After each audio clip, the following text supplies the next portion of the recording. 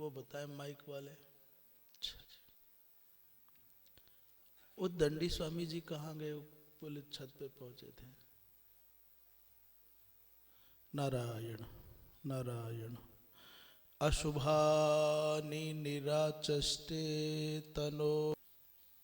धर्म संघ महाविद्यालय भादरा, हनुमानगढ़ राजस्थान की पवित्र धरा से स्वामी जी श्री महादेव आश्रम जी महाराज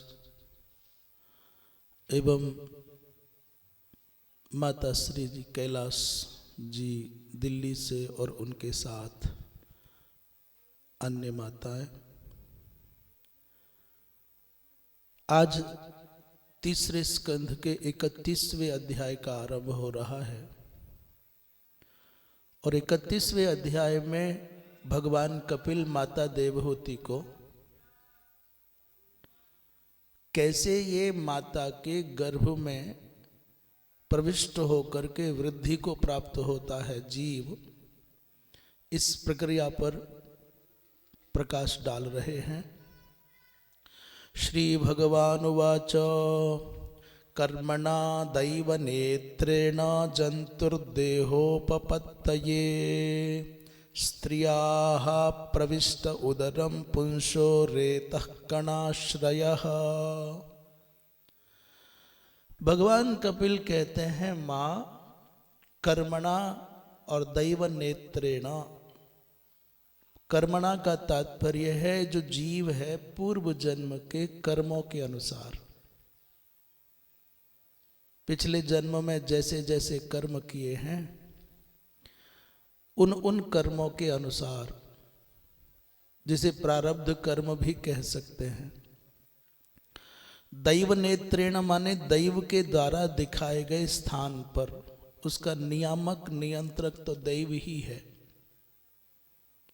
देहोपपत्तये माने शरीर प्राप्त करने के लिए, जंतु माने जीव,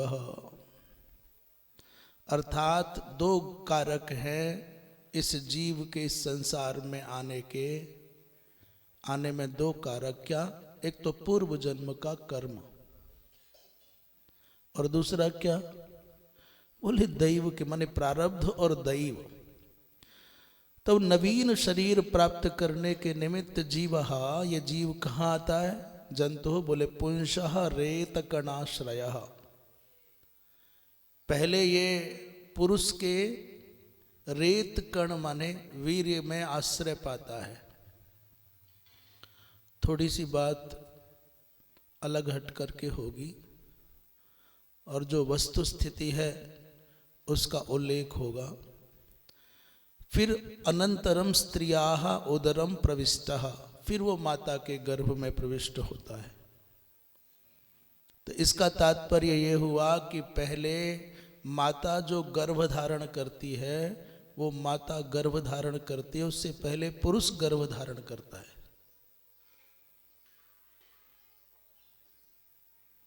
तो ये अपने आप में बड़े आश्चर्य की बात है कि पिता माने पुरुष कैसे गर्भ धारण करता है। सामान्य अर्थ तो हो गया, परंतु इसमें एक बार श्रीधर जी महाराज की दृष्टि से देख लेते हैं, फिर आगे बढ़ते हैं। श्रीधर स्वामी का स्वभाव है कोई भी अध्याय आरंभ करते हैं तो उस अध्याय की विषय वस्तु को एक अथवा दो श्लोकों में निरूपित कर देते हैं। यहाँ भी कहते हैं एक त्रिंशे विमिश्रैस्तु पुण्य पापै रिहांतरा मनुष्य योनि संप्राप्तिर्वर्ण्यते राजसी गति। एक त्रिंशे अर्थात 31वें अध्याय में विमिश्रई ही अर्थात मिश्रित कर्म। मिश्रित कर्म क्या है? कुछ पुण्य कुछ पाप। मनुष्य बनने का आधार क्या है? जब पुण्य अपुण्य दोनों मिश्रित होते हैं तो मनुष्य योनि मिलती है। पापाधिक्य होता है तो पशु कीट पतंग वृक्षादि योनियों में जाता है, और पुण्याधिक्य होता है तो यक्ष गंधर्व देवता बन जाता है। पर मिश्रित कर्म होने पर मनुष्य बन करके आता है। तो मिश्रई माने पुण्य पापई। पुण्य पापात्मक मिश्रित कर्मों के प्राधान्य से यह इहांतरा माने यहाँ मनुष्य योनि में आता है। मनुष्य योनि संप्राप्तिर वर्ण्यते राजसी गति ही, और यही राजसी गति है।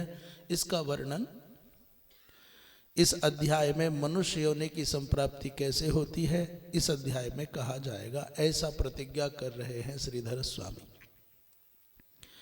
अब आता है पहले श्लोक की व्याख्या। पुनरअत्रा ब्रजेत इत्युक्तम। 30वें अध्याय के अंतिम में 30वें अध्याय के अंतिम में माने 34वें श्लोक में भगवान ने कहा था क्रमशः समानुक्रम्य पुनरत्रा ब्रजेत शुचि ही, लौट करके फिर मनुष्य शरीर में आता है। इस बात को तदेव विशेषतो दर्शयति, उसी बात को विशेष रूप से यहाँ 31वें अध्याय में दिखा रहे हैं।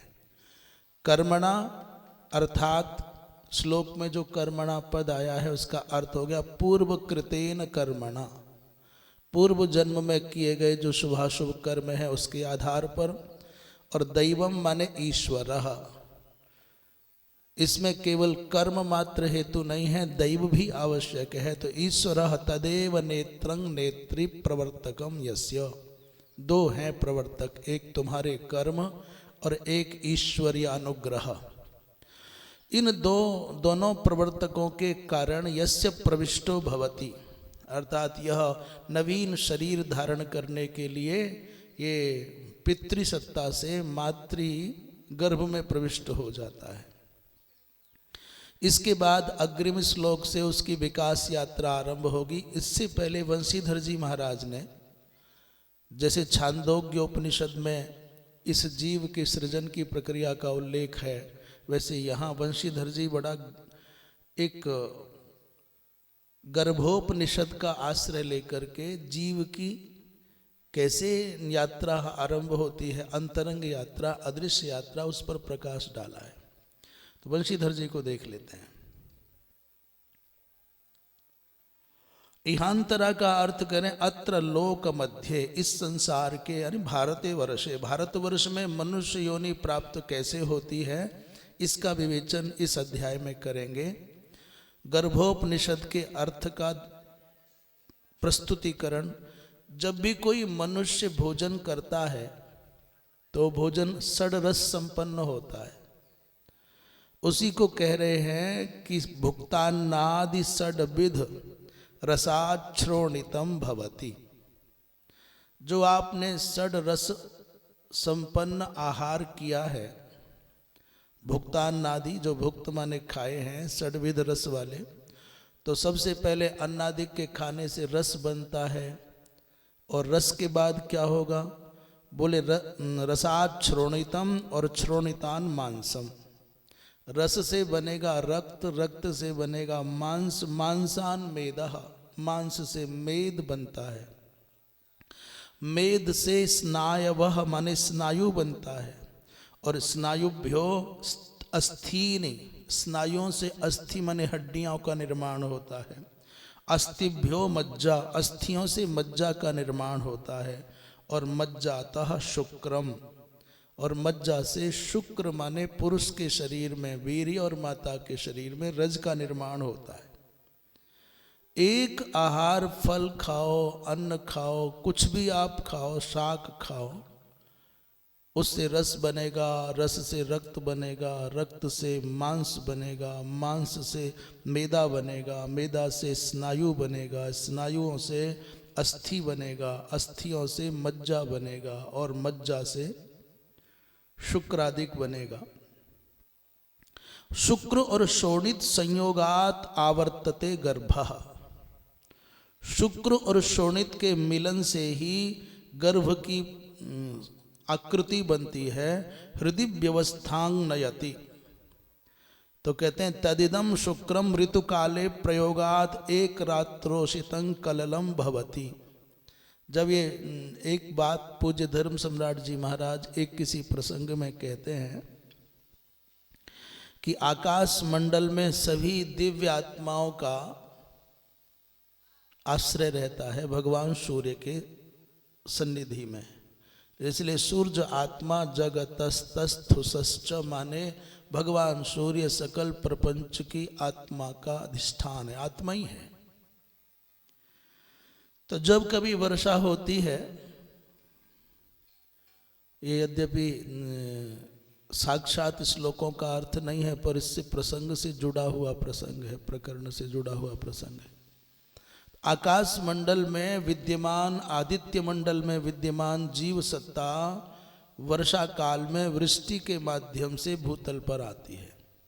ये जो बूंदें बरसती हैं, ये बूंदें मात्र पानी का, जल का कोई कण नहीं है, इसमें जीव सत्ता बरसती है। और ये जीव सत्ता माने आदित्य मंडल से निःसृत जो जीव सत्ता है, ये किसी चावल में, किसी गेहूं में, कणक में, बाजरी में, मक्का में, किसी शाक में, किसी फल में सन्निहित हो जाती है। आदित्य मंडल से वृष्टि के रूप में आती है, जीव यात्रा शुरू हो गई। पूज्यपाद धर्म सम्राट जी महाराज कहते हैं कि वो जो अन्न कण में आई हुई जीव सत्ता है, उसको कोई सन्यासी खा ले, कोई संढ माने नपुंसक खा ले, उसका कोई अर्थ नहीं है, नष्ट हो जाएगा। उस अन्न कण जिस अन्न कण में जीव कला है, इसलिए हमारे यहाँ अन्न को ब्रह्म कहा जाता है। अन्नम ब्रह्म, वो चेतन है। बोले जब उसको कोई पौरुष शक्ति संपन्न पुरुष खाता है, वो दंपति होता है, तब बहुत काल तक वो जो जीव कला है अन्न के रूप में इसके शरीर में आई है, वो क्या बनती है? बोले अन्न के बाद रस बनती है, रस के बाद रक्त बनती है, रक्त के बाद मांस बनती है। ये क्रम से परिष्कार होता चला जाता है, इतना परिपाक होता है। अस्थि, मज्जा, उसके बाद फिर शुक्र बनता है, वीर्य बनता है। और जब उस वीर्य तेज को, उस जीव कला के भार को धारण करने में पुरुष अक्षम हो जाता है, तब इसलिए माता माने जो माता है वो पिता की अपेक्षा इसलिए श्रेष्ठ मानी जाती है। जिस तेज को धारण करने में पुरुष अक्षम हो जाता है, उसी तेज को 9 मास तक माता धारण करती है। इसलिए माता को पुरुष की अपेक्षा अधिक धीर माना जाता है, अधिक शक्तिशाली माना जाता है। तो कहते हैं पहली रात्रि में, एक रात्रि में वो कलल के रूप में परिवर्तित होता है मातृगर्भ में जाकर के। और सप्तरात्रो शितम बुध बुधम अर्धमासाभ्यंतरे पिंडम, 15 दिन में पिंडाकार बनता है। और उसके बाद मासद्वयेन शिरो, ये गर्भोपनिषद का पाठ चल रहा है। ये पूरा का पूरा अध्याय माने प्रारंभिक स्तर पर लगभग वैसा ही है जैसा गर्भोपनिषद में वर्णन है। अध्याय की चर्चा हम बाद में करेंगे, पहले गर्भोपनिषद की चर्चा कर रहे हैं। 2 महीने में उस जीव को जो गर्भ में, माता के गर्भ में है, क्या आता है? शिर और ग्रीवा बन जाता है। मासत्रयेण पाद प्रदेशः, 3 महीने में उस गर्भस्थ सत्ता के पैर निकल आते हैं। और चतुर्थे गुल्फौ जठरं कटि प्रदेशश्च, चौथे महीने में गुल्फ, जठर माने पेट, कटि प्रदेश बन जाते हैं। पंचमे पृष्ठवंशः, 5वें महीने में गर्भ की विकास यात्रा में पृष्ठवंश बन जाता है, माने रीढ़ की हड्डी बन जाती है। और षष्ठे मुख नासिकाक्ष श्रोत्राणी, 6ठा महीना आरंभ होता है तो उसके मुख, नासिका, नेत्र, कान ये बन जाते हैं। और सप्तमे जीवेन संयुक्तः, 7वें महीने में उस मांस पिंड जैसे आकार में जीव कला प्रविष्ट हो जाती है प्रत्यक्ष। तो अब बात आई, आप तो कहते हो कि वो तो आदित्य मंडल से वर्षा की बूंदों के रूप में जीव ही आया है, अब 7वें महीने में जीव कला के प्रवेश का तात्पर्य क्या है? बोले बस ऐसा समझ लीजिए कि काष्ठ में विद्यमान अग्नि है, वो अनुत्कट अदृश्य अग्नि है, पर है तो उसी को सतत प्रक्रिया के द्वारा उद्भाषित करना, जैसे मंथन आदि के द्वारा उद्भाषित किया जाता है, वैसे ही अनुत्कट जीव कला उसमें विद्यमान थी, पर उसको प्रकट होने में ये प्रक्रिया का आश्रय लेना पड़ा। 7वें मास में जब इस जीव को, इस गर्भस्थ सत्ता को चेतना प्राप्त हो जाती है, अष्टमे सर्वलक्षण संपूर्ण, 8वें महीने में जो भी कुछ निर्माण होना है, जैसा भी वो सब कुछ हो जाता है, अर्थात स्पंदन श्वास आदि 7वें महीने में लेने लगता है। तो पितु रेतोतिरेकात पुरुषो भवति। करे कैसे निर्णय होगा कि ये कन्या है कि पुत्र है कि पुत्री है? कहते हैं पिता का जो वीर्यांश है उसका आधिक्य होगा तो पुरुष बनता है, माने बालक बनता है। और मातु रेतोतिरेकात, मातृ अंश माने रज के आधिक्य से वो कन्या बन जाता है। बोले उभय बीज तुल्यत्वात्, यदि माता पिता के दोनों अंश माने रज और वीर्य समान रहते हैं तो बालक षंड हो जाता है, नपुंसक हो जाता है।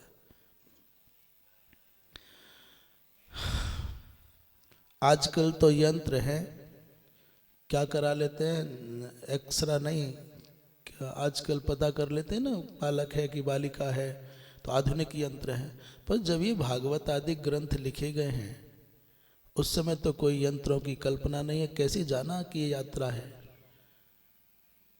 और आज कोई मिलाकर के देखते हैं, हमको किसी ने बताया कि जो एक डॉक्टर ने कहा हमारा जो भागवत के 3रे स्कंद में लिखा है ना, बिल्कुल वही प्रक्रिया है गर्भ के विकास की, इतना सा भी इधर से उधर नहीं।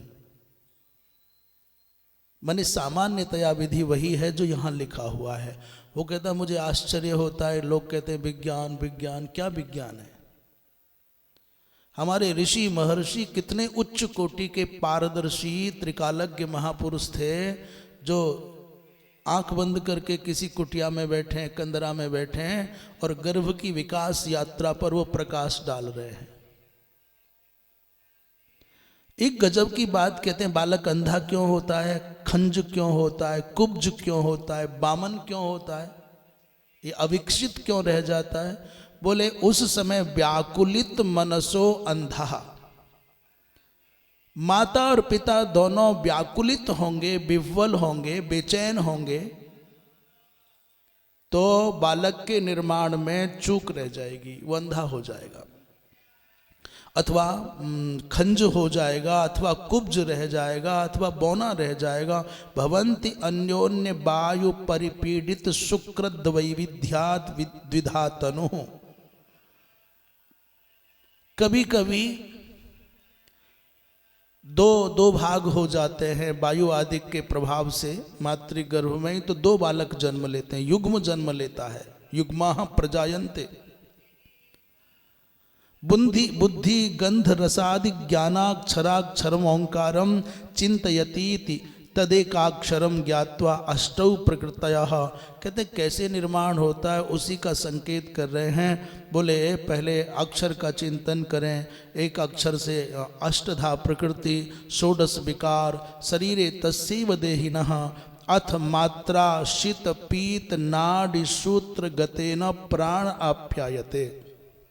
8वां महीना चल रहा है, बालक को भूख प्यास लगने लग जाती है, वो बेचैन होकर के मातृगर्भ में विह्वल होकर के क्रंदन करता है, पर उसको दुनिया नहीं सुन पाती, माँ सुनती है उसकी हलचल को। तो क्या करते हैं, बोले उसी माता के द्वारा अशित पीत माने खाए गए पिए गए, जो माता खाती पीती है, वही एक ऐसा संयोग बन जाता है माँ के साथ बालक का कि माता की अतड़ियों से एक नाड़ी निकलती है जो बालक की नाभि से जुड़ी रहती है। हम ऐसा समझते हैं जैसे मोबाइल से दूसरे मोबाइल में डाटा ट्रांसफ़र करते हैं, और जैसे एक लैपटॉप से दूसरे मोबाइल में, मोबाइल से लैपटॉप में डाटा ट्रांसफ़र करते हैं, बस वैसा ही माँ ने खाया और बालक को पहले पहुंच जाता है। वो जो नाड़ी सूत्र है, उस शब्द कह रहे हैं नाड़ी सूत्रे न, नाड़ी सूत्र गते न प्राण आप्यायते, इससे प्राणों का पोषण होता है। इसलिए संसार का कोई भी व्यक्ति हो, स्त्री या पुरुष, वो भगवान से भी उऋण हो सकता है। पधारो प्रभु दादी जी। वो भगवान के ऋण से उऋण हो सकता है कदाचित, वो ऋषियों के ऋण से उऋण हो सकता है कदाचित, वो देवताओं के ऋण से उऋण हो सकता है कदाचित, वो मनुष्य ऋण से, पितृ ऋण से उऋण हो सकता है कदाचित, परंतु मातृ ऋण से कभी उऋण नहीं हो सकता। इसलिए जो व्यक्ति अपनी माता का तिरस्कार कर जाता है वो अभागा इस जीवन में तो कभी शांति नहीं पा सकता। मातृ ऋण से ऋण नहीं हुआ जा सकता। क्यों?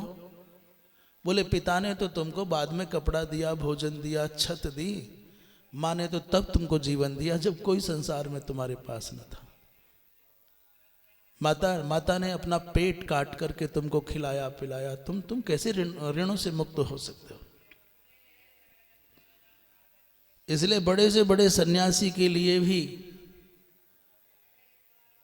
प्रसूर बंध्या माने यति सन्यासी के लिए भी वो सन्यासी बन जाए, जैसे दंडी सन्यासी बन गए तो पिता आवे तो पिता अपने उस पुत्र को जो सन्यासी बन गया है उसको दंडवत प्रणाम करे।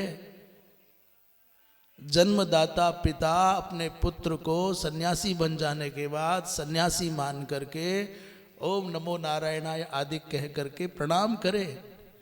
पर माँ आ जाए तो वो जो सन्यासी है सब अपने सन्यास का नशा भूल करके माँ को दंडवत प्रणाम करे।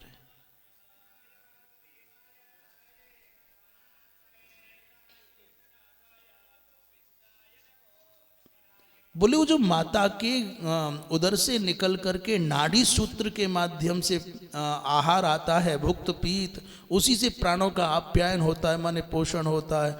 अब आ जाता है नवमे मासी, 9वां महीना। सर्वलक्षण ज्ञान कर्ण संपूर्णो भवति पूर्व जाति स्मरति। 9वें महीने में पूर्व जन्म की स्मृतियां आ जाती हैं। सभी लक्षण, सभी प्रकार का ज्ञान, सभी प्रकार की इंद्रियां समग्रतया उसमें प्रभावी हो जाती हैं। अब सोचता है शुभा शुभ कर्म, शुभा शुभम च कर्म विंदति। अब सोच रहा है पिछले जन्म में मैं वहां था, ऐसा ऐसा कर्म हुआ, मुझसे वो चूक हो गई, इसलिए फिर वापस मुझे माता के गर्भ रूपी इस कारागार में, जेल में आना पड़ा है। पूर्व योनि सहस्राणी दृष्टवा चैव ततो मया। अरे मैंने हजारों हजारों शरीर पहले पाए हैं, इन शरीरों में गया, ऐसे ऐसे शुभाशुभ कर्म किए, आहारा विविधा भुक्ता, न जाने कैसे कैसे मैंने भोजन पाए, क्योंकि जैसे शरीर बदला वैसे भोजन बदल गया। पशु का आहार कुछ और है, पक्षी का आहार कुछ और, सर्पों का आहार कुछ और है, बिच्छू का कुछ और। देवता बने तो कुछ और भोजन है, राक्षस बने तो कुछ और भोजन है, शूकर बने तो कुछ और भोजन है। इसलिए योनि सहस्राणी, मैंने अनेकों अनेकों योनियां देखी।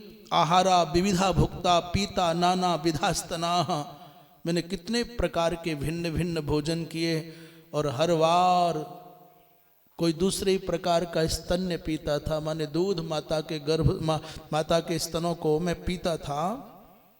जातश्चाहम मृतश्चाहम जन्म चैव पुनः पुनः। ये कौन कर रहा है? कोई ज्ञानी महात्मा नहीं कर रहा है। वो बच्ची है कि बच्चा है ये भी बाद की बात है। जो माता के गर्भ में वो जो जीव है वो चिंतन कर रहा है। मैंने तो पता नहीं क्या क्या नहीं देखा दुनिया में। जातश्चाहम, मेरा जन्म भी हुआ, मृतश्चाहम, मैं मरा भी और बार बार जन्म हुआ। मृतश्चाहम पुनर्जातो, मरा फिर जन्म हो गया। जातश्चाहम पुनर्मृतः, जन्म लिया तो फिर मरा। यही तो सब किया है जीवन भर।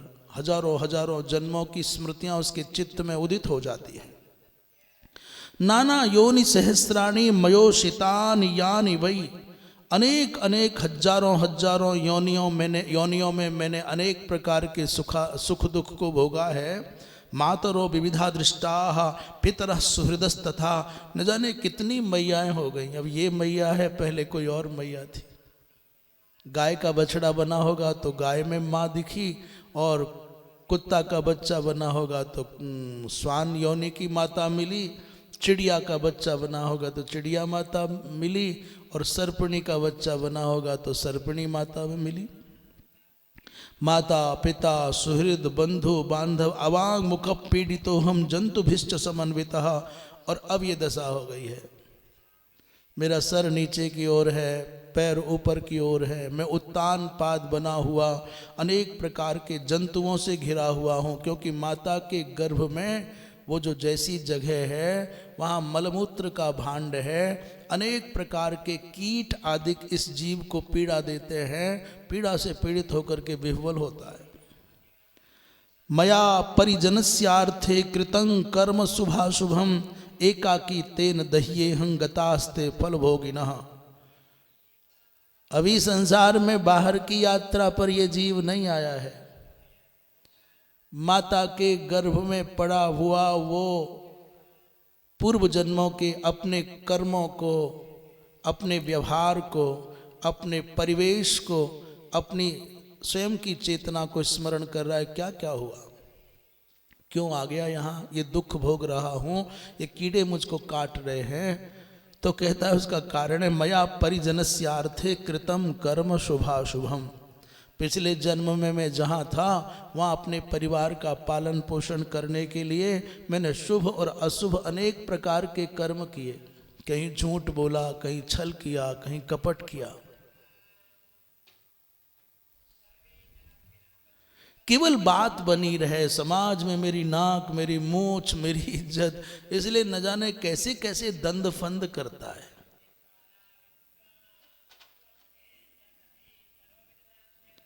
एक महात्मा जी थे, वो कहते कि महाराज आश्रम चलाने के लिए बहुत कुछ करना पड़ता है। क्या करना पड़ता है? बोले इस गाय का बछड़ा उस गाय के नीचे, उस गाय का बछड़ा इस गाय के नीचे करना पड़ता है।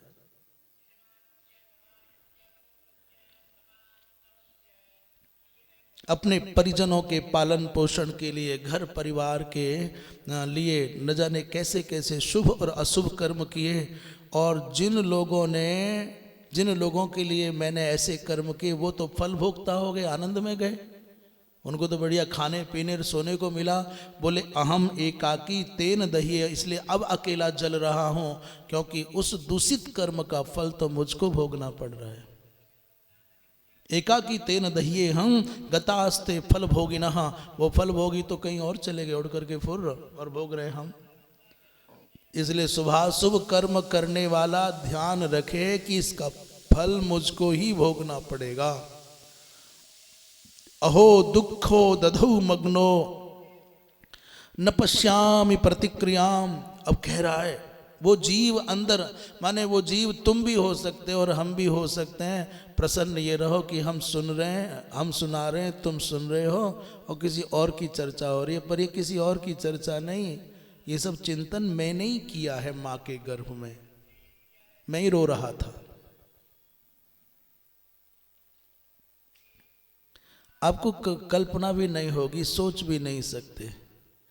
कोई कोई दाल ऐसी होती है जिसको गलाने के लिए कुकर की 10 सीटी भी कम पड़ जाती है। कोई कोई दाल ऐसी होती है ना, वे पक नहीं रही है, तो ये लौकी नहीं पक रही है, दाल नहीं पक रही है। उसको पकाने के लिए कितना टेम्परेचर होता है कुकर में, वो आग नहीं गला पाती।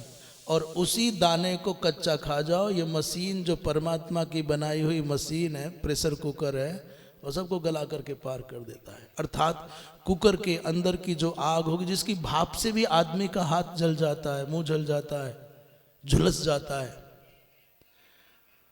वो सोचो कि जो प्रेशर कुकर की आग तापमान है, उससे कितना अधिक जठरानल का तापमान होगा। और उस जठरानल के तापमान में मातृ गर्भ में 9 महीने रह करके आया है। इससे ज्यादा और जलन कहाँ होगी और कहाँ क्लेश होगा।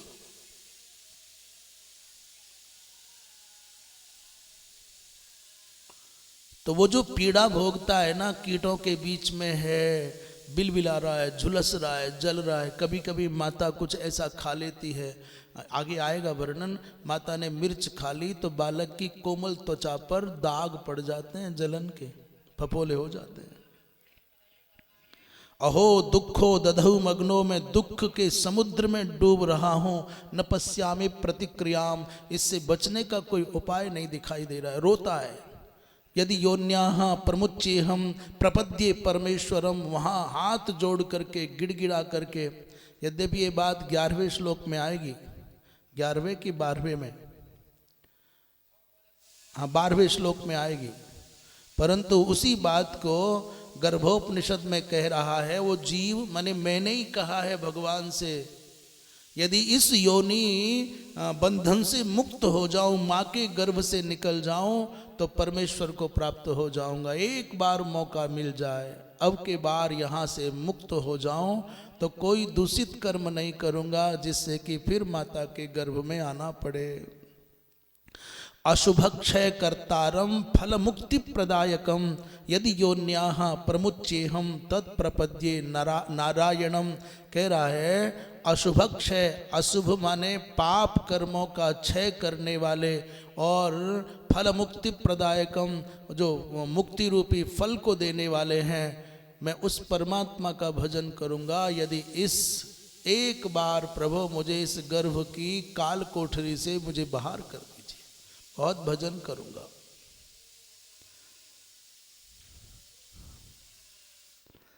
यत् तत् सांख्यम योगम अभ्यसे, मैं सांख्य के आधार पर, योग के आधार पर, भक्ति के आधार पर, ज्ञान के आधार पर ऐसे ऐसे पवित्र अनुष्ठान करूंगा जिससे कि फिर माता के गर्भ में मुझे आना ना पड़े। एक बार प्रभु इस जाल से मुझे मुक्त करो।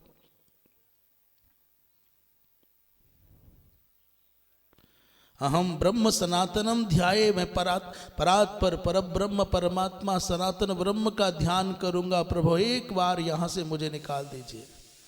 अथ योनि द्वारम संप्राप्त, ऐसे यातना से पीड़ित होता हुआ, भगवान की प्रार्थना करता हुआ, लगभग 10 मास पूर्ण होने को होता है, और योनि द्वारम संप्राप्त यंत्रेणा पीड्यमानो महता दुखेन जात मात्रस्तु वैष्णवेन वायुना संस्पृष्टः तदानुस्मरति जन्म मरणानि न च कर्म शुभाशुभम विन्दति। महाराज अचानक प्रसूति वायु आती है, वैष्णवी वायु कह रहे हैं, और अचानक मातृ कुक्षी से बाहर निकल करके धरती पर पड़ता है। क्वाहम मैं कहाँ हूँ, कोहम मैं कौन हूँ।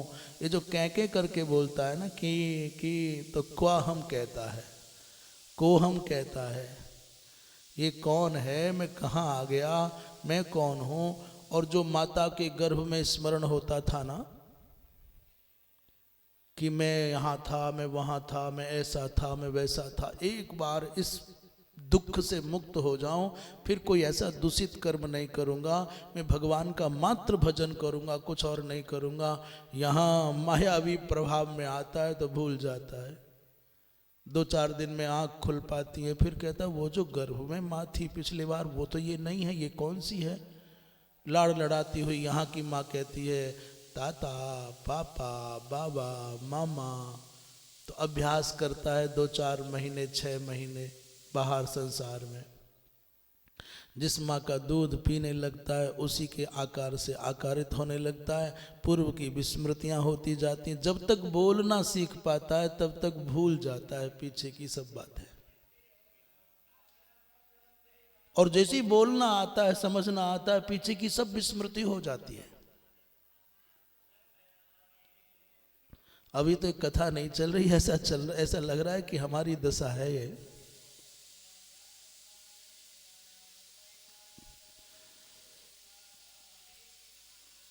वंशीधर जी ने गर्भोपनिषद के इस प्रकरण को यहीं पर विराम देते हुए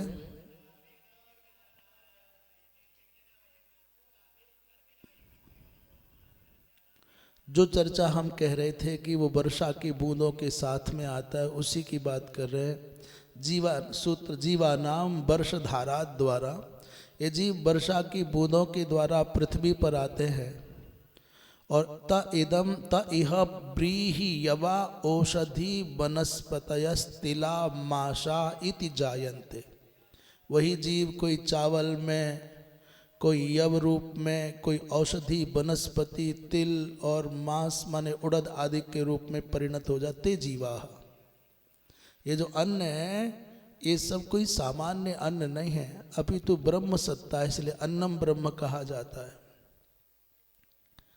ओ बृहादि भावानंतरम अनुशायिनांग रेतः सिंचती।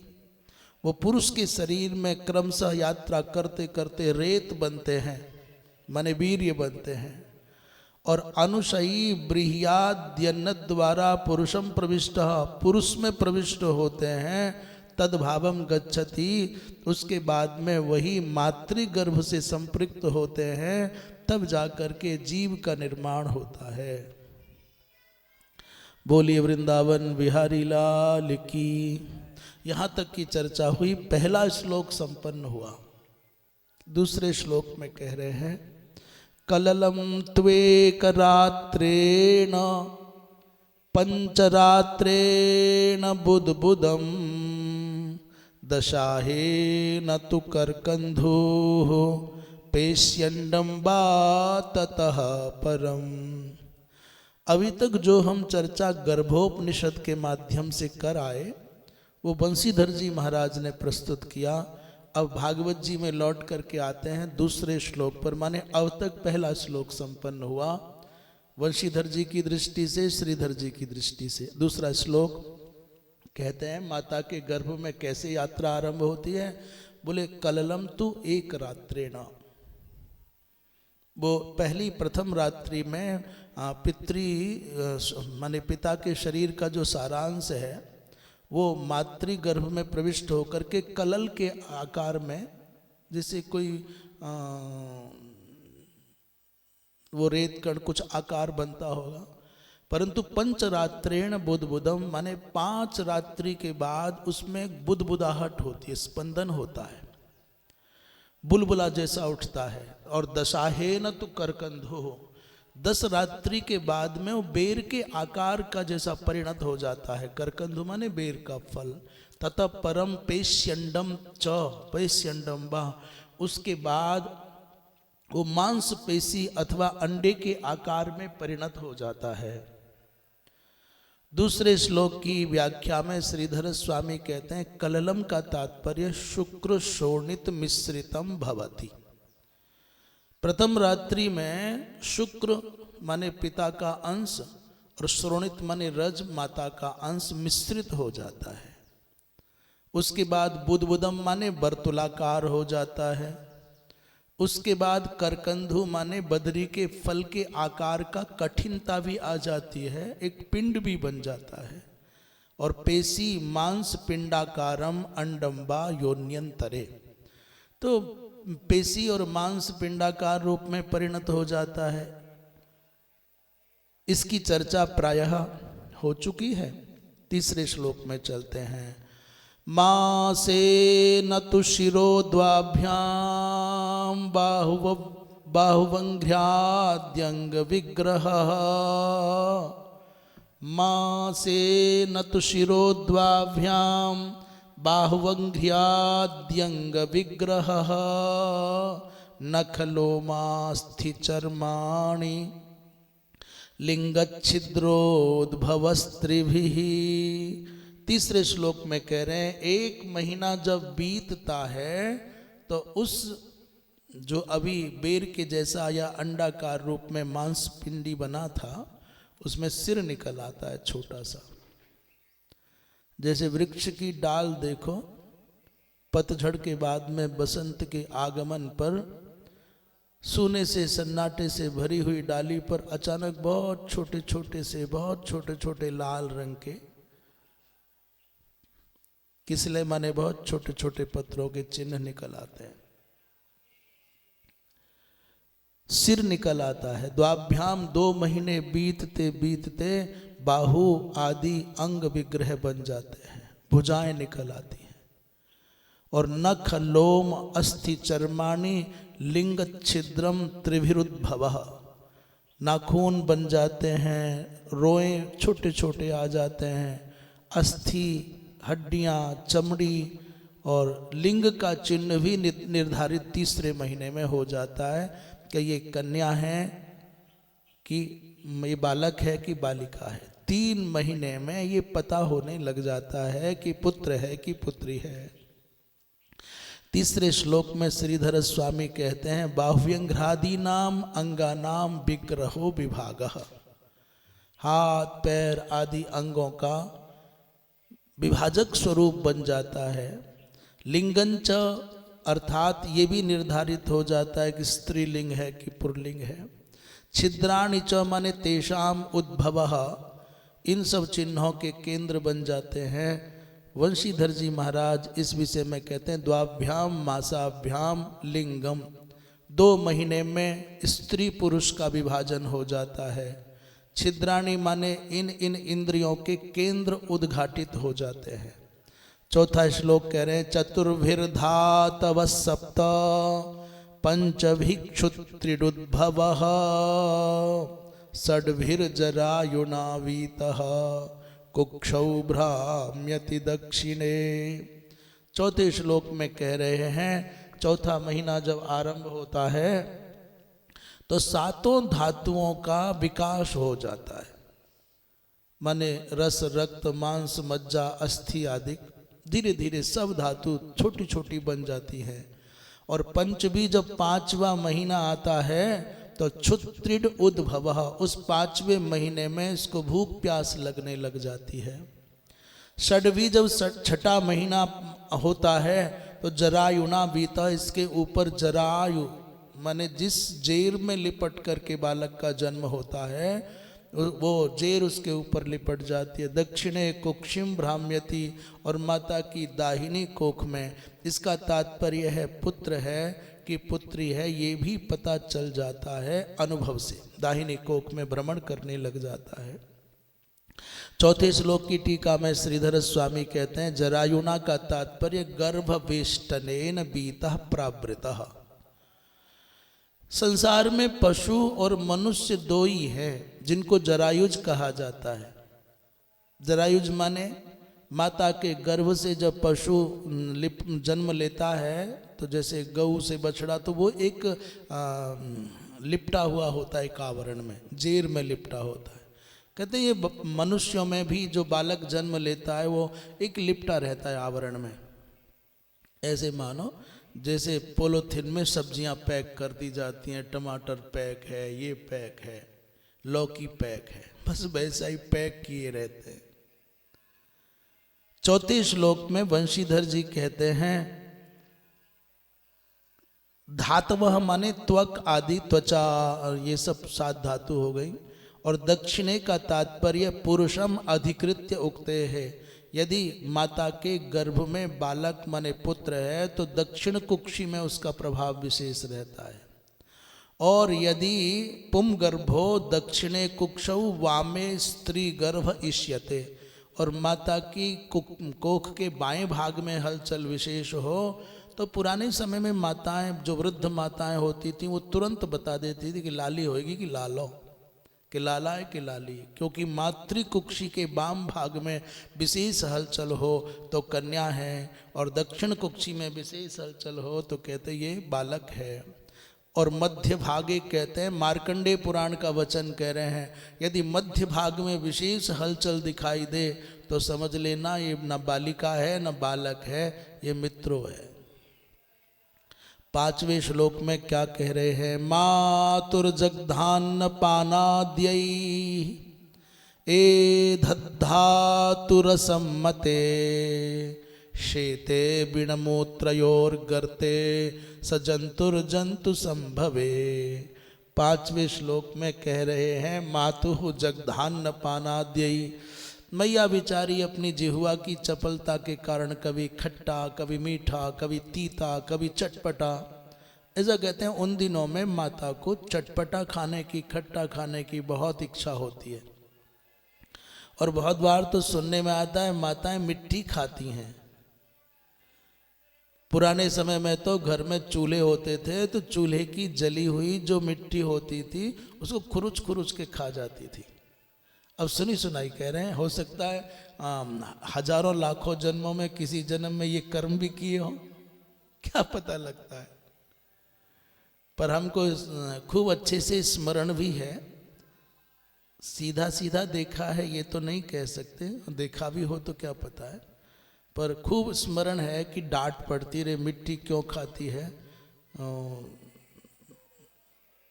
हाँ, माताएं गर्भावस्था में पहले तो, आजकल क्या करती होंगी पता नहीं, पर पहले मिट्टी खाती थी। तो जो माता खाती है उस माता के द्वारा खाए गए एध धातु उसके शरीर की धातुएं बढ़ती रहती हैं। मैया खाती है और बालक बढ़ता रहता है। बिन मूत्रयो असम्मते जंतु संभवे, ऐसी जगह पड़ा रहता है जहां मल मूत्र भरा रहता है और अनेक प्रकार के उसमें जंतु संभव माने कीट उत्पन्न हो जाते हैं। उस गर्ते स जंतु सेते, उस गड्ढे में, उस गर्त में ये जीव सो रहा होता है, पड़ा होता है। सोना क्या, पड़ा रहता है और विह्वल होकर के पीड़ा भोगता रहता है। 5वें श्लोक में कह रहे हैं श्रीधर स्वामी, मातुर जगधेन, बोले मातुर जगधेन माने मैया के द्वारा खाए गए, भक्षितेन अन्नेन, खाए गए अन्न के द्वारा, पानाद्यय माने जो पिया जाता है उस पदार्थ के द्वारा। एध माना धातवः, बढ़ रही है इस बालक की धातुएं, माने शरीर विकसित हो रहा है। और उसमें यस्य जंतुनाम संभवः, जिस स्थान पर रहता है वो बहुत अच्छा नहीं है, वहाँ कीट इत्यादि उत्पन्न होते रहते हैं। यस्मिन् तस्मिन् असम्मते गर्ते शेते, उस बड़ी कठिन जगह पर पड़ा रहता है। तथा च मार्कंडेय पुराण का एक श्लोक है, नाड़ी चाप्यायनी नाम नाभ्याम तस्य निबध्यते स्त्रीणाम तथांत्र सुशिरे सा निबद्धोपजायते। मार्कंडेय पुराण का श्लोक देकर के श्रीधर स्वामी कहते हैं कि आप्यायनी नाम की नाड़ी होती है, तो वो बालक के बालक की नाभि से जुड़ी होती है। और माता नाड़ी चाप्यायनी माने आप्यायनी नाम की पोषण करने वाली पोषिका नाड़ी, वो नाभ्याम तस्य निबध्यते, इसकी नाभि से जुड़ जाती है। और स्त्रीणाम, वह माताओं के आंत्र सुशिर माने आंत्र छिद्र से जुड़ जाती है, आंतों के छिद्र से जुड़ जाती है। तो जो जो क्रमंते भुक्त पीतानि स्त्रीणाम गर्भोदरे तथा तैराप्यायित देहोसौ जंतुर वृद्धि मुपैति। वही मार्कंडेय पुराण के अनुसार कहा जा रहा है, मैया जो क्रमशः खाती जाती है वो उनकी आंतों में पहुंचते ही सबसे पहले बालक के नाभि द्वार से शरीर को पोषित करता है, इसी से उसका शरीर विकसित होता है। असम्मते माने आशोचौ, वो अपवित्र स्थान होता है जहां सो रहा होता है। तस्य गर्भस्य स्त्रीणाम मांत्र सुशिरे आंत्र छिद्रे, माताओं की आंत में, आंत जहां अन्न आहार जाता है उसे पकाने का काम आंतें करती हैं, तो आंतों से ही जुड़ा रहता है वो बालक की नाभि का तार। 6ठे श्लोक में कह रहे हैं, कृमिभिः क्षत सर्वांगः सौकुमार्यात् प्रतिक्षणं मूर्छा माप्नोत्युरुक्लेशास् तत्रत्यैक्षुधितैर्मुहुः। 6ठे श्लोक में कहते हैं, माता के गर्भ में जहाँ ये जीव पड़ा रहता है वहाँ क्षुधितैः और तत्रत्यैः कृमिभिः, उसमें जो कीड़े रहते हैं वो भूखे रहते हैं कीड़े। इस बालक को तो माता के खाए जाने से पदार्थ मिल गया, वो कीड़े क्या खाएं। तो क्षुधितई माने भूखे प्यासे, वहां के जो कीड़े हैं, कृमि हैं, वो काटते हैं इसको। फिर सौकुमार्यात, अत्यंत सुकुमार, अत्यंत कोमल होने के कारण छत सर्वांग, जगह जगह घाव हो जाते हैं इसके। वो जो जीव रह रहे हैं, कीट रह रहे हैं, वो क्या खाएंगे? ऐसे मानो कि वो सब पिछले जन्म के चेले होंगे इसके। गुरु बड़ा बढ़िया कर्म करके आयो, लाओ प्रसाद। प्रतिक्षणम मुहु उरुक्लेशात, प्रतिपल उसको बड़ी भारी पीड़ा होती है, इसलिए बार बार मूर्छित हो जाता है। निराकरण कर सकता नहीं, अपने आप को बचा सकता नहीं, अशक्त है, किसी को कह सकता नहीं। हजारों हजारों कीटों के द्वारा जब ये काटा जाता है, बड़ी पीड़ा होती है, तो अचेत हो जाता है, बेहोश हो जाता है, मूर्छा आपनोति। 6ठे श्लोक की टीका में श्रीधर स्वामी पाद कहते हैं, तत्रत्यैहि कृमिभिः, वहाँ जो माता के गर्भ में जहाँ ये जीव पड़ा है, अनेक प्रकार के कृमि रहते हैं, कीट रहते हैं, खादद भी इसको खा रहे होते हैं। क्यों? बोले लिखा है कि वो जो क्षुधित हैं माने भूखे हैं, सौकुमारियात माने अत्यंत कोमल होता है इसकी त्वचा, इसका शरीर अत्यंत कोमल होता है। छतानि सर्वांगानि यस्य, इसलिए कीटों के खाने के कारण इसके शरीर पर जख्म हो जाते हैं। बेचारा बहुत विह्वल होकर के, पीड़ित होकर के चीत्कार करता है, अचेत होकर के बेचारा पड़ा रहता है। वंशीधर जी कहते हैं तत्रत्यई माने गर्भस्थ मल गई ही, गर्भ में स्थित जो मल है उसमें जो उत्पन्न होने वाले कीट हैं उनके द्वारा पीड़ित रहता है। 7वां श्लोक, कटु तीक्ष्णोष्ण लवण रुक्षाम्लादिभिरुल्बणैः मातृभुक्तैरुपस्पृष्टः सर्वांगोत्थित वेदनः। कहते हैं मैया है, मैया का अपना स्वभाव है। बेचारी उस समय पर कभी कड़वा खा लेती है, मातृभुक्त ही माता के द्वारा खाए गए पदार्थ हैं, कभी कड़वा खा लिया, करेला आदि खा लिया, और कभी तीखा खा लिया, मिर्चें खा ली, कभी उष्ण माने अत्यंत गरम गरम कोई कॉफ़ी पी ली या चाय पी ली, और कभी नमकीन बहुत खा लिया, कभी बहुत रूखा खाया, कभी खट्टा बहुत खा लिया। इस प्रकार अनेक प्रकार के रसों से संयुक्त आहार लेती है। तो उल्बण वो अत्यंत उग्र पदार्थ होते हैं, बालक की त्वचा उसको सहन नहीं कर पाती। भैया बालक की त्वचा तो तब सहन करे, आप थोड़ी तीखी मिर्च खाते हो तो आपकी जीभ, आपका जी, आपके होठ जलते हैं खाते। गरम गरम चाय, कोई कॉफ़ी, कोई दूध कोई पी लेता है तो भोजन करने की कुछ ऐसे जल्दबाजी होती है ना, तो कभी कभी ऐसा हो जाता है कि गरम गरम रोटी हो, गरम गरम पराठा हो, फट से आपने तोड़ा और सब्जी में सब्जी जो कोई बहुत गर्म है वो ली और मुंह में डाली, और फिर बहुत गर्म होता है तो मुंह जलता है। देखो ना कितना कठिनाई होती है। कहते हैं माँ जो उल्बण पदार्थ खाती है उनके उपस्पृष्ट, उनके स्पर्श मात्र से ही इसके सब अंगों में आग जैसी लग जाती है, पीड़ित हो जाता है। सर्वांग वेदनोत्थितः, पूरे शरीर में पीड़ा उत्पन्न हो जाती है।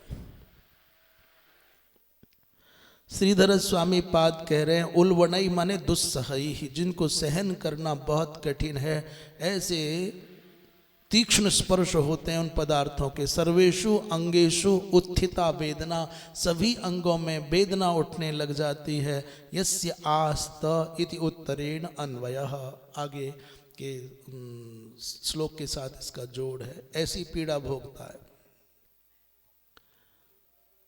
कहते कटु मरीचिका आदि समझ लीजिए, कटु माने मरीचि आदि, अत्यंत तीक्ष्ण। सरसप आदि, सरसों आदि खा लेते हैं, इससे परेशान रहता है। 8वें श्लोक में देखते हैं उल्वेन संवृतस्तस्मिन् अंत्रैश्च बहिरावृतः आस्ते कृत्वा शिरः कुक्षौ भुग्न पृष्ठ शिरोधरः। 8वें श्लोक में कह रहे हैं और तस्मिन कुक्षौ, माता की कोख में, उल्वेन संवृतः माने जरायु से लिपट जाता है, लिपटा होता है। जरायु माने वो जो जेर होती है उससे लिपटा रहता है, एक आवरण से। अंतरैश्च बहिरावृत, और आंतों से बाहर से घिरा रहता है माता की अतड़ियों से। और शिरः अधरः कृत्वा, उसका सिर नीचे की ओर होता है, पैर ऊपर की ओर होते हैं। भुग्न पृष्ठः, पीठ उसकी टेढ़ी होती है। आस्ते माने इस अवस्था में ऐसे मानो कि कोई यातना भोगने के लिए वहां डाला गया है। गर्भावस्था की जो पीड़ा है उसको शब्दों से कोई कहे तो उसकी पीड़ा की अनुभूति नहीं हो सकती, और अनुभव अब स्मृति बची नहीं, तो वहां की जो पीड़ा है बस वही भोग सकता है, वही जान सकता है। ऐसी अवस्था में यह जीव श्रीधर स्वामी पाद 8वें श्लोक में उल्वेन माने जरायुना, भुग्नम माने अत्यंत कुटिल होना, जेर से लिपटा रहता है, अपनी इच्छा से न हाथ फैला सकता न पैर फैला सकता है, वो पीठ उसकी झुकी रहती है। पृष्ठम शिरोधरा ग्रीवाच यस्य, और शरीर सिर नीचे की ओर पैर ऊपर की ओर होते हैं, उत्तान पाद के रूप में पड़ा रहता है। इसमें 8वें श्लोक के बाद में 9वें श्लोक में कह रहे हैं अकल्पः स्वांग चेष्टायाम शकुंत इव पंजरे तत्र लब्ध स्मृतिर्दैवात् कर्म जन्म शतोद्भवम् स्मरन्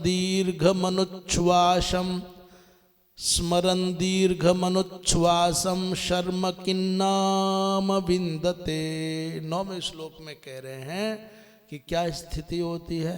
बोले बेचारा जैसे कोई पक्षी पिंजड़े में बंद हो, तो पिंजड़े में बंद पक्षी तो थोड़ा हलचल कर सकता है, घूम घाम सकता है, परंतु मातृ गर्भ में बंद ये जीव अपनी इच्छा से उंगली भी नहीं हिला सकता, होठ खोले ये भी नहीं कर सकता, अपनी मर्जी से पैर फैला ले ऐसा नहीं कर सकता। स्वांग चेष्टायाम, अपने अंगों को हिलाने डुलाने में भी स्वाधीन नहीं है। जैसे पक्षी कोई पिंजड़े में बंद हो, अकल्पः तत्र दैवात्, असमर्थ रहता है अपने पैरों को हाथों को हिलाने में भी, कह रहे पीठ सीधी कर लो, नहीं कर सकता। तत्र दैवात्, वहाँ भाग्य की प्रेरणा से उसको पिछले 100 जन्मों की स्मृति आ जाती है। तत्र दैवात् माने भगवत कृपा से, माने भगवान सावधान करते हैं कि बेटा पिछले 100 जन्मों की फिल्म अपने आप देखो बैठे बैठे। इसलिए 100 जन्मों तक का अखंड एक क्रम आ जाता है, यहाँ ये थे, यहाँ ये थे, ऐसे माता पिता, ऐसा जन्मभूमि, ऐसा वातावरण, ये कर्म किए अच्छे बुरे, जन्म शतोद्भवः, जन्म शतोद्भवम, सैकड़ों जन्मों की हुई जो कर्म यात्रा है उसके सामने कर्म स्मृति पथ पर आ जाते हैं और उनको स्मरण करता है। स्मरण माने स्मरण करता हुआ दीर्घ अनुच्छ्वासम, बड़ी लंबी लंबी सांस लेता है और गरम गरम श्वास लेता। किम नाम शर्म बिंदते, भला बताओ जब पिछले जन्मों के उन कर्मों का स्वरूप दिखाई देता है तो रोता है, लंबे लंबे गरम गरम श्वास भरता है, मैं कितना अभागा हूं। कहते हैं जो पीड़ा बड़े से बड़े अपराधी को कारागार में बंद होने पर प्रायश्चित्त की भावना आती है और जो पीड़ा का अनुभव होता है और जो बार बार कहता है एक बार किसी तरह कारागार से मुक्त हो जाऊं तो फिर लौट करके ऐसा कोई अपराध नहीं करूंगा कि फिर मुझे कारागार में आना पड़े, ठीक उससे भी 1000 गुना अधिक पीड़ा का, लाख गुना अधिक पीड़ा का अनुभव करता हुआ मातृदरी में, मातृकुक्षी में पड़ा हुआ है जीव रो के कहता है प्रभु एक बार पार निकाल दो, अब लौट करके ऐसा कर्म नहीं करूंगा कि फिर संसार में जन्म लेना पड़े। बेचारा 100 जन्मों की याद करता है। श्रीधर स्वामी कहते हैं दैवात् माने पूर्व कर्म वशात या भगवत कृपया, लब्धा स्मृतिर्येन, पूर्व जन्म के कर्म के प्रभाव से अथवा कहो भगवान की कृपा से। और इसमें भी कहते हैं कि भगवान की कृपा से किसी किसी को 100 जन्मों की याद आती, सबको आए तो पार निकल करके बाहर ना हो जाए। दीर्घम दुरंतम अनुच्छ्वासम, बड़े लंबे लंबे सांस लेता है पिछले 100 जन्मों की कर्म यात्रा पर दृष्टिपात करता हुआ, यथा भवति तथा तत्र स्थितः, बड़ी कठिनाई से उस समय को पार करता है।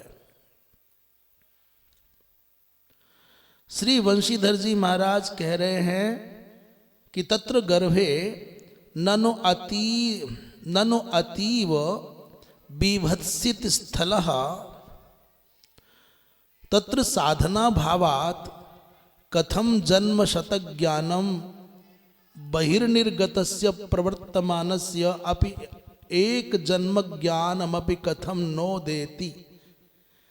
बड़ा प्रश्न उठाया वंशीधर जी ने कि जगह अच्छी नहीं है, भजन करने के लिए पवित्र स्थान हो, मन पवित्र हो, विधि उत्तम हो, तब जाके कहीं किसी का मन भगवान में लगता है। वो माता के गर्भ में मलमूत्र का भांडार वो है, और वहां गंदे स्थल में, विभत्सित स्थल में साधना का वहां सर्वथा अभाव है। कोई भजन नहीं, पूजन नहीं, जप नहीं, तप नहीं, तो ये 100 जन्मों की याद आ जाती है। ये बात गले नहीं उतरती। पूर्व जन्म की स्मृतियां तो साधना के उच्चतम शिखर का स्पर्श करने वाले को हो पाती है, पर कैसे वहां कौन सा ऐसा पुण्य कर लिया, कहां से साधना कर ली कि याद आ जाएगी? करे नहीं, हमारी समझ में नहीं आती। क्यों? बोले प्रमाण क्या है?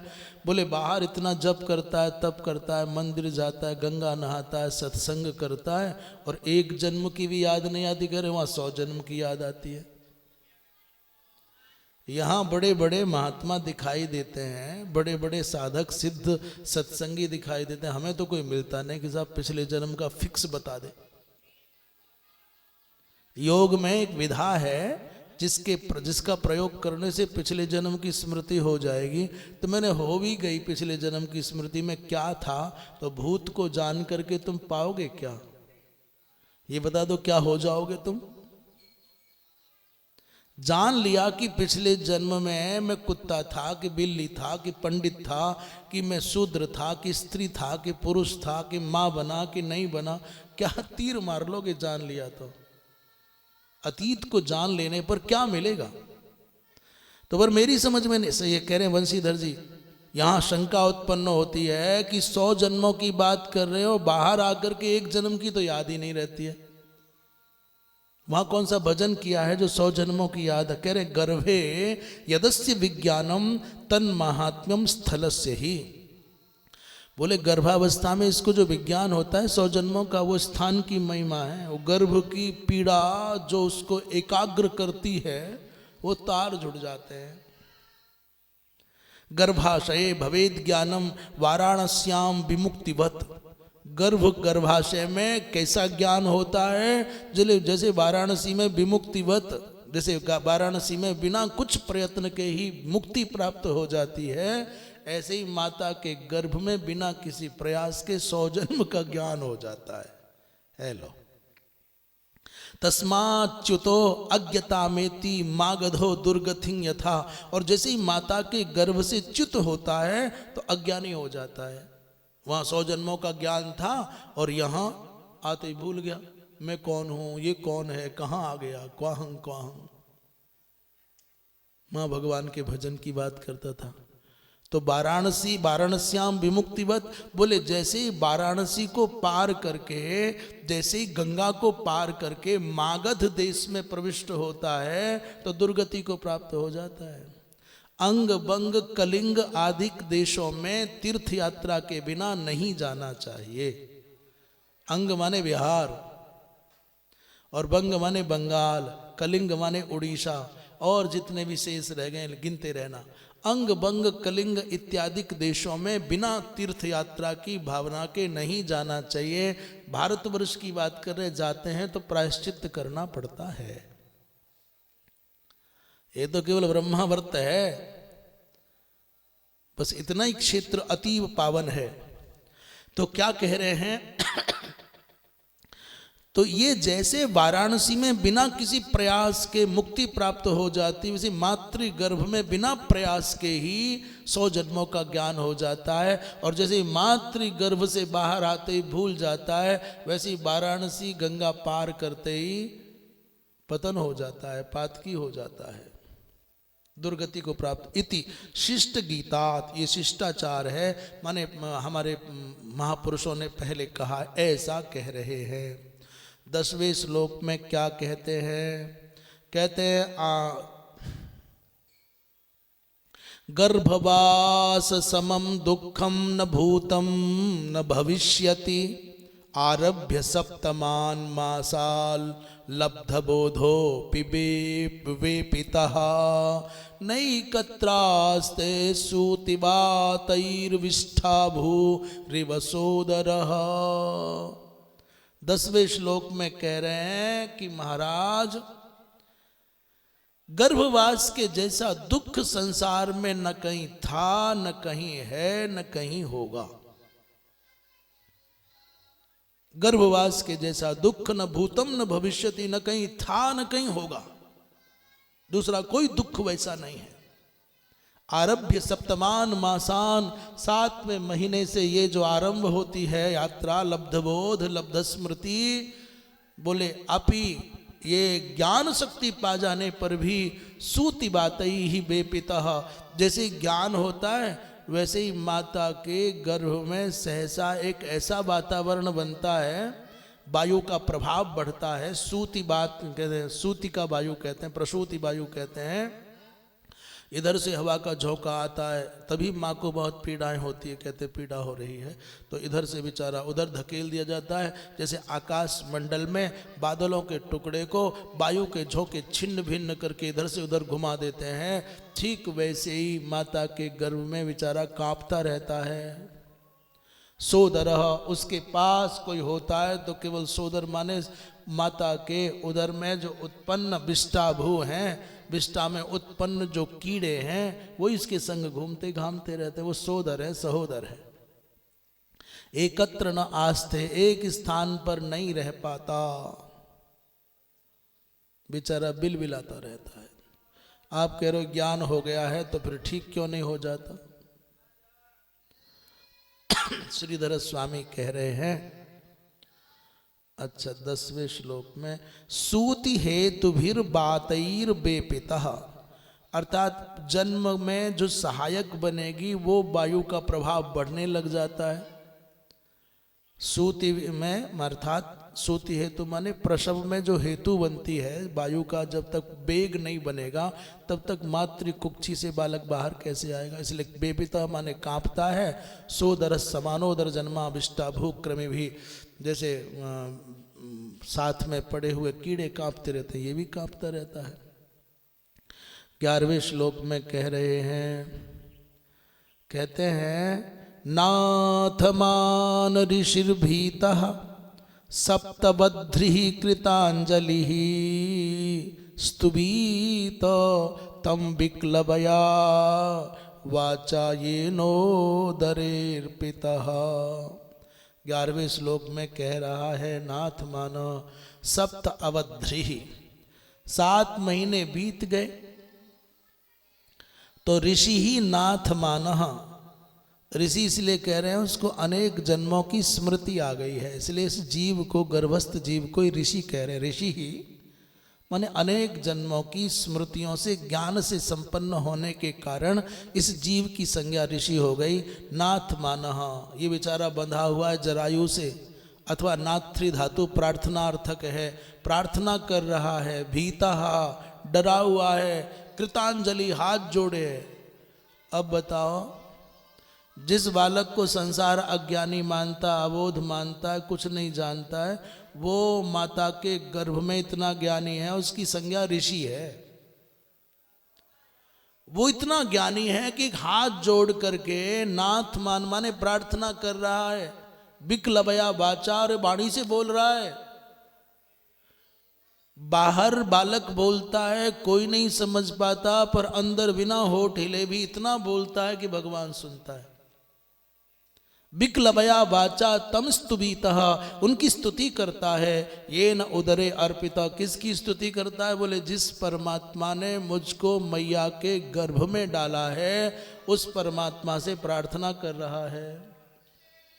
आप कह दो बालक कुछ जानता ही नहीं है। नहीं जानता होता तो अभिमन्यु कैसे चक्रव्यूह का भेदन सीख जाता है, नहीं जानता होता तो अष्टावक्र कैसे माता के गर्भ में समग्र वेदों का ज्ञान पा जाते हैं, नहीं जानता होता तो 5-5 महीने 6-6 महीने के बालक मैया के द्वारा पढ़ाए गए मोबाइल को कैसे चलाना सीख जाते हैं। आजकल के अभिमन्यु मोबाइल चलाना सीख के आ रहे हैं, पहले के अभिमन्यु चक्रव्यूह चलाना सीखते थे, चक्रव्यूह का भेदन सीखते थे। ये कंप्यूटर का युग है, इसलिए आजकल के बालक मोबाइल का युग है ना, तैयार होके आते हैं। उस भगवान की देखो 2 बातें, एक तो नाथमान शब्द का अर्थ है प्रार्थना कर रहा है, और कृतांजलि माने दोनों हाथ जोड़े हैं, और विक्लवया वाचा माने व्याकुल वाणी से स्तुभित माने स्तुति कर रहा है, इसकी ऋषि संज्ञा है। श्री श्रीधर स्वामी कहते हैं इस श्लोक में कि नाथ मानह माने याच मानह, याचना कर रहा है भगवान से, उपतप्य मानह अथवा जल रहा था, बेचारा परेशान हो रहा था। इतिवा ऋषि क्यों कहा इस गर्भस्थ जीव को? बोले देहात्मदर्शी, ये देह और आत्मा का दर्शन करने वाला है, ये मेरा शरीर है, ये मेरा जीव है, इसलिए ऋषि कह रहे हैं। भीतः माने पुनर्गर्भवासात, फिर दोबारा माता के गर्भ में न आना पड़ जाए इसलिए डरा हुआ है। सप्तबद्धयो माने बंधन भूता धातवः, 7 धातुओं से बंधा है, इसलिए व्याकुल वाणी से भगवान की प्रार्थना कर रहा है। वंशीधर जी कहते हैं याचमानः एवं विद गर्भवास पुनर्मे माभूत, प्रार्थना कर रहा है प्रभु फिर लौट करके ऐसी पीड़ा भोगने के लिए मुझे माता के गर्भ में नहीं आना पड़े, ये प्रार्थना है। भगवत कृपा मई भूयात, भगवान की कृपा मुझ पर हो जाए। स्वस्मिन आशीषं कुर्वन् बा, मुझ पर भगवान आशीष दें। अहो मयात्रातीव दुखम भुक्तम, मैंने यहाँ बहुत भारी दुख भोगा है। इत्येवं उपतप्यमानः, ऐसी मन में पीड़ा की भावनाओं से लंबे लंबे श्वास लेता है। प्राप्त ज्ञानैश्वर्यो वा, और ज्ञान और ऐश्वर्य प्राप्त हो गया है, इसलिए भगवान से याचना कर रहा है कि प्रभु ऐसी कृपा करो कि लौट करके फिर माता की इस गर्भ में नहीं आना पड़े।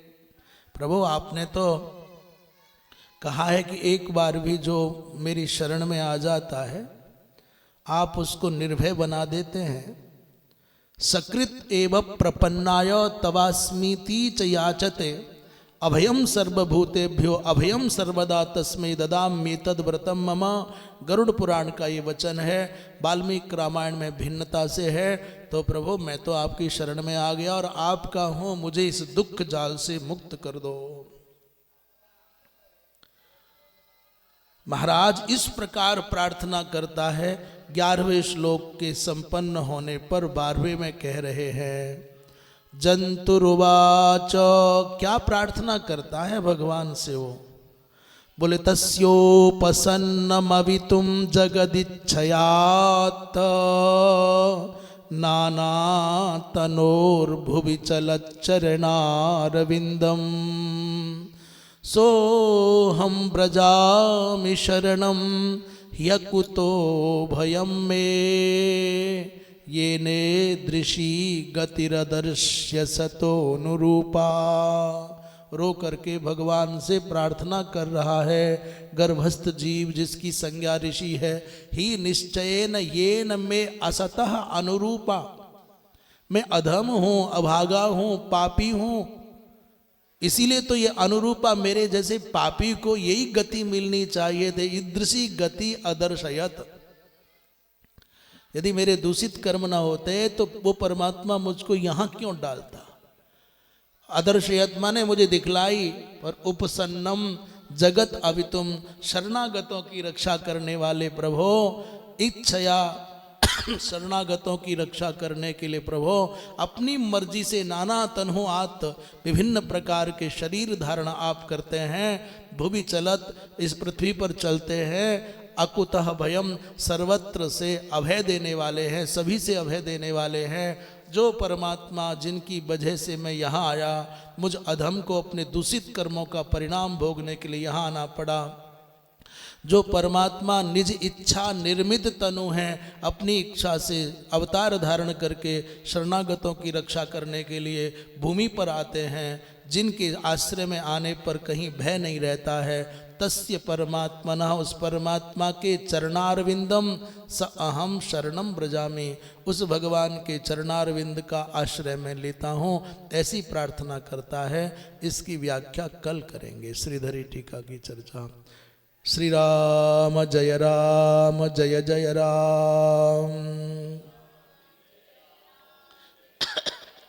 श्री राम जय जय राम। वृंदावन बिहारी लाल की।